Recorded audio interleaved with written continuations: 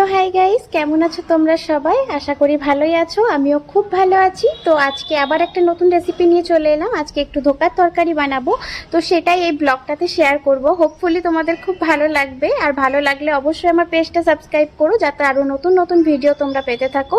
তো চলো কি প্রসেসে বানাই সেটাই শেয়ার করতে থাকি। তো চলো। তো এখানে আমি ছোলার ডালটা ভালো করে পেস্ট করে নিয়েছি। এর মধ্যে দুটো কাঁচা লঙ্কা, কিছুটা পরিমাণ হলুদ আর লবণ দিয়ে আমি এটা পেস্ট করেছি।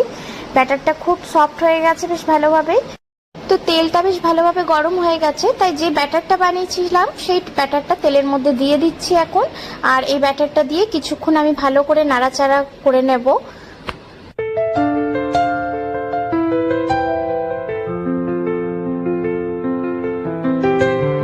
তো এখানে একটা থালার মধ্যে কিছুটা তেল লাগিয়ে নিচ্ছি ভালো করে।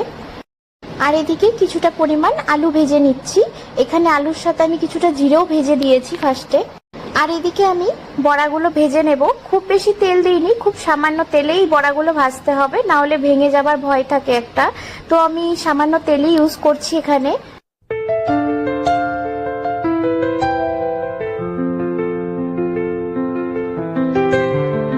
তো এদিকে তো আমার বড়াটা রেডি হয়ে গেছে। এখন মশলাটা কষিয়ে নিতে হবে ভালো করে। এই মশলাটার মধ্যে আমি পেঁয়াজ, আদা, রসুন, কিছুটা পরিমাণ জিরে আর 5টা মতো শুকনো লঙ্কা ইউজ করেছি। আর দিয়ে দিচ্ছি কিছুটা পরিমাণ উপর থেকে লবণ, রেড চিলি পাউডার, আর দিয়ে দেব কিছুটা পরিমাণ হলুদ।